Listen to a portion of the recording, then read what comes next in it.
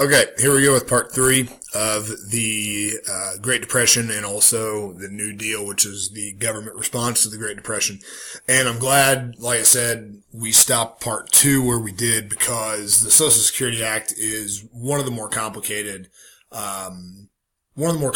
legacies that is left behind by the New Deal. Partially because we are still, not only do we still have the Social Security Act on the books. Not only is Social Security still an existing program, that each and every one of it, that affects each and every one of us in ways that you probably don't even realize. But its legacy is very, very complicated, or rather it has become very, very complicated. And so I want to make sure and take a little bit of time, to go through it. And even then you might want to ask some questions about it, in class on Monday. The essential purpose behind the Social Security Act is to provide some type of federal funding to the elderly, retired workers, and they set the age at 65. And that age of 65 is going to become very, very important, both in the immediate term of the 1930s, when the Social Security Act was passed, but also today as we still are grappling with Social Security. So the basic idea was that once you get to a certain age, 65, and you retire, you still need money in order to survive, to pay rent, to pay for health care, whatever the case may be. And so we create the Social Security system under the Social Security Act. It also does things like gives out insurance to workers who, for whatever reason, have lost their jobs either because of injury or because of unforeseen circumstances. There are also provisions in there to help people with disabilities, although that has changed over the course of time. But there were some limited provisions within the original Social Security Act where people with disabilities could draw on Social Security. And the basic idea is that the money comes from current worker wages. And a worker would pay into the system throughout their life that they then, at the end of their working years, again, setting the retirement age at roughly 65, which doesn't mean that you have to retire at 65. You can continue working, but 65 is the age that you can first begin to draw, or most people can begin to draw on Social Security. You paid into it for your entire working life, and now that you have attained retirement age, you can start to draw out of it. Now, it is difficult to grapple with. Normally I would have a drawing on the board, to sort of show you, but I can describe it, I think pretty accurately as well. In thinking of Social Security as a gigantic pot. Okay. Imagine that you have this gigantic pot that every day, that is outside of, a business, we'll say a factory, and every day, we'll say every Friday, we'll say that the people that work at this factory get paid once a week. They get paid on Friday, and every day and every Friday on payday, as the workers exit the building, they would take a small percentage of their paycheck, we'll say 10%, and they would put that 10% into the pot. And that pot, again, metaphorically speaking, is Social Security. Now, all of the people who have worked at that company for their entire lives and have attained the age of 65, they, in turn, can every Friday or Monday, we'll say, every Monday, they in turn can go and take a small percentage out of the pot of Social Security, because, again, in theory, they have paid into the pot throughout their lives, and they now have earned the right to withdraw from the pot. Now, the way that it's designed to work in the 1930s, and again, I said that age of 65 is very, very important. The government is not counting on all workers actually living until the age of 65. The average lifespan for somebody in the 1930s was somewhere in the neighborhood of the mid to upper 60s, and that's average. Most people don't live very far beyond 65, obviously with a fairly decent portion of the population not even making it to 65. So what you have in the analogy of the pot outside of the factory is you have all of these workers, 300, 400, 500 workers who every Friday are putting 10% of their paychecks into the pot. You only might have 50 or 100 or 150 retired workers who are then coming in on Monday and drawing out of the pot. So the pot is always self-sustaining. You always have more people paying into the pot than you have drawing out of the pot. And that's sort of the basic way that Social Security was designed. It was designed to be a self-sufficient system that would just continue to feed itself perpetually.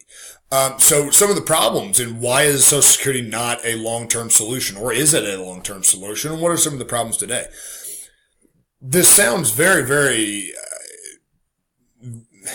I don't really know how this might sound to some of you, but one of the biggest problems with Social Security is that people are living longer, and we never raise the retirement age. So again, going back to our example or our metaphor of the pot that is outside of or just in the factory. You've got 400 or 500 workers who are paying into that pot that 50 to 100 might be drawing out of at any given time. Well, as advancements are made in medicine and people start to live longer, now all of a sudden, instead of just 50 or 100 people that are drawing out of the pot, you might have 150 or 200 or 250 people that begin to draw out of the pot. What do you do when you eventually get to the point where you have the same number of people or more people drawing out of the pot than are paying into it? At that point, it no longer becomes self-sufficient because you're losing money. The pot is losing money. Now, some of you who have followed along with this analogy may say, well, if people have paid into it for long enough, it really shouldn't matter if that is the case for a couple of years. There should still be enough in there to sustain the program. And you would be right, but there's only enough in there to sustain it for a certain amount of time. And that's sort of the point where we come at today, where there's so many people. The average lifespan today is somewhere in the neighborhood of, I believe, the upper 70s or the lower 80s. So you have people that are drawing out of Social Security for a longer period of time. And not only that, but there are more provisions now on, say if you have a family and you pass away before you hit retirement age and you have children who are under the age of 18, then they can draw on your Social Security benefits until they reach the age of 18 or whatever the case may be. So there's more ways to draw out of the pot in addition to people simply living longer. And we never have done anything to address that. We've never raised the retirement age. We have increase the amount that workers pay into Social Security, but it hasn't been enough to sort of rebalance the system. And it would have to be an exorbitant amount of money at this point to achieve that balance. So that's sort of Social Security in a nutshell. Again, I know that that's a long, drawn-out explanation, and if this confuses you, I really would advise you to ask me in class on Monday so that we can sort of talk through it a little bit better. But that is sort of the hallmark of Roosevelt's second New Deal, is the Social Security Act. That's the thing that he's going to sort of hang his hat on. He achieves an absolute landslide victory. Poor Alf. Not only is his name Alf, but he is the poor guy that has to run against Roosevelt in 1936. And as you can see, it goes not well for Mr. Landon because Roosevelt is enormously popular. 61% of the popular vote, 98.5% of the electoral vote. This is one of, if not the biggest landslide victories in the history of our country. Now, in addition to all the goings on with Social Security, one of the first things that he tries to do after he gets reelected is to get rid of some of what he called the old men in the Supreme Court. And these old men were conservatives who had been appointed either prior to or in the 1920s, And they disagreed with a lot of Roosevelt's New Deal programs. They felt that they gave the government way too much power, and they actually would restrict him a little bit. They were really the only body who was able to stand up to Roosevelt. And so what Roosevelt does in sort of a blatant power grab is he asks for the power, to remove justices over the age of 70 or add one justice per every one that is over 70. And he could add justices until, the court reached a maximum size of 15. This is, again, very, very blatant. People saw right through this. This is one of Roosevelt's very few political errors. And it did cost him some in terms of popularity. But again, this is one of the few, political errors that he makes.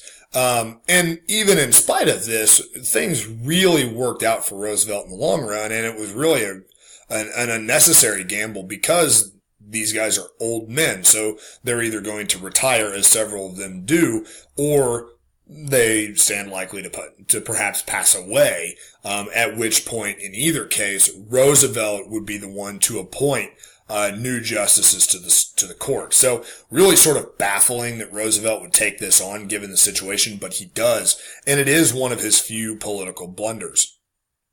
Now, as the 30s wears on, some of these New Deal programs begin to slow, and stall out.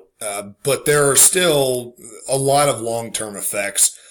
Again, we talked at length at the beginning here about the Social Security program, the FDIC, the TVA is still around. Believe it or not, we don't hear about it very much up here. And then there's the SEC. There's still a number of other, agencies and pieces of legislation that are still around today.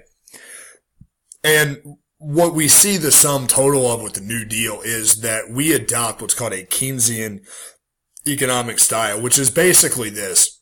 We're going to spend money regardless of how much money we owe. Okay. And this is referred to as deficit spending. And it becomes sort of a normal activity, for the U.S. government. And it's named after the guy who founded this theory, John Maynard Keynes, who's pictured there to the right. The sort of lasting legacy of the New Deal is very mixed. Some believe that Roosevelt and his New Deal were what pulled us out of the Depression, that it was this heroic jump against fear and in spite of fear. But critics see it as borderline socialistic and believe that Roosevelt had gathered too much power for the president, but also for the government at large. Now, as for me, I will leave sort of my opinions out of this. But what I would say is that we can't understand, it's very difficult to understand the economics of the country prior to the 1930s and the New Deal because of this idea of deficit spending. This is not something that we had ever seen before or something that we had ever experienced before. And it's become so commonplace to us today that nobody really has an understanding of what anything else would be like. You'll hear politicians every now and then talk about that we need a balanced budget. And what they're saying there is that we need to spend less money than what we're making, which is good, sound, personal finance strategy. But we are so locked into this Keynesian style that nobody can really understand or even fathom what that would look like today. Just a few tidbits on pop culture. Gone with the Wind is a movie that's going to come out here in the late that's going to be set in the Depression era South. Quite frankly, my dear, I don't give a damn. Frank Capra is a movie director who's going to focus on sort of the common man rising up and doing good deeds. Mr. Deeds is a movie that has been remade here recently. It's a Frank Capra film. Some other movies are The Wizard of Oz, Snow White and the Seven Dwarfs, The Three Stooges. Basically anything to distract us from the Depression. That is going to do it. These are all things that we've already talked about. So we'll quiz on Tuesday. You guys will have any questions on Monday in class, and that rounds out the Great Depression.